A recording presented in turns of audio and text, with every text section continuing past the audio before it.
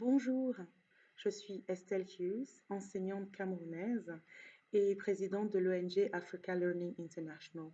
Aujourd'hui, j'ai envie de vous parler du développement de l'éducation internationale sur le continent africain. Quelle que soit la manière de définir ce qu'est une école internationale, que ce soit par exemple les écoles américaines ou françaises qui ont pignon sur rue depuis des décennies et qui, avec leurs écolages exorbitants, sont hors de portée pour la population locale, que l'on pense à cette flopée d'écoles qui suivent le curriculum britannique, notamment en Afrique de l'Est, et qui justement acquièrent leur prestige de ce programme venu d'ailleurs.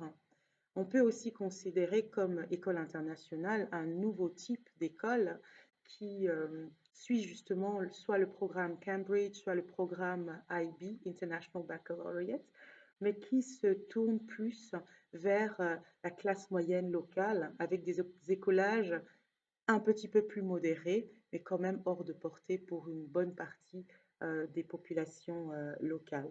Quelle que soit la manière de définir cette éducation internationale, on peut voir qu'elle est en expansion en Afrique, toute proportion gardée par rapport au reste du monde.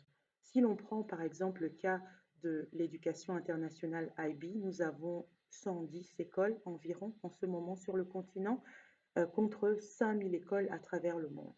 Nous parlons d'un phénomène certes marqué, mais qui reste encore modeste par rapport à la croissance de l'éducation internationale à travers le monde.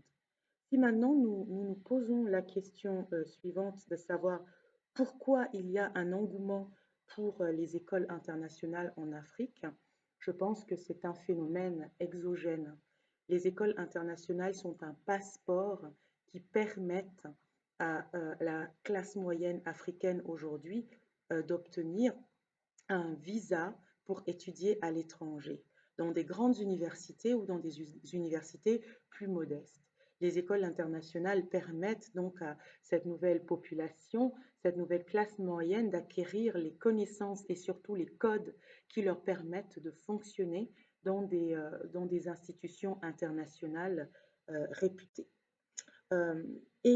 Cette recherche, cette soif de l'université étrangère, je pense, est vraiment au cœur du développement de l'éducation internationale en Afrique. On pense notamment au plus grand réseau d'écoles internationales IB en Afrique, qui est ENCO Éducation.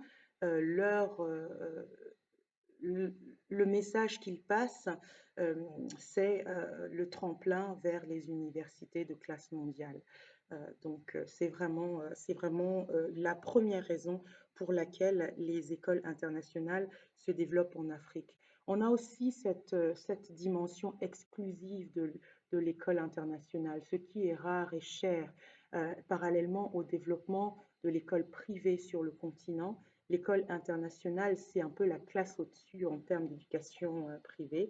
Les parents y accèdent avec un désir et un besoin d'exclusivité, une façon de montrer en quelque sorte son statut social. Qu'est-ce que les écoles internationales doivent faire pour s'adapter au contexte africain? Premièrement, je pense que les écoles internationales aujourd'hui, à force d'être tellement exogènes, peuvent oublier leurs racines en se concentrant certainement seulement sur le besoin de faire pousser des ailes aux élèves afin qu'ils puissent s'éloigner de leur continent d'origine. La première chose à faire pour que l'école internationale s'ancre en Afrique, c'est d'embrasser son africanité et de développer des programmes qui permettent aux élèves de, de, d'en- de s'accepter tels qu'ils sont, aux élèves africains notamment, et aux élèves non africains, de connaître mieux le continent dans lequel ils habitent. Pour moi, l'africanisation des écoles internationales, c'est un peu le rattrapage d'une dynamique anti-africaine dans les écoles internationales jusqu'à maintenant, où on pouvait avoir tendance à simplement appliquer le programme américain ou le programme français. Aujourd'hui, les écoles internationales africaines se doivent d'être autant africaines qu'internationales.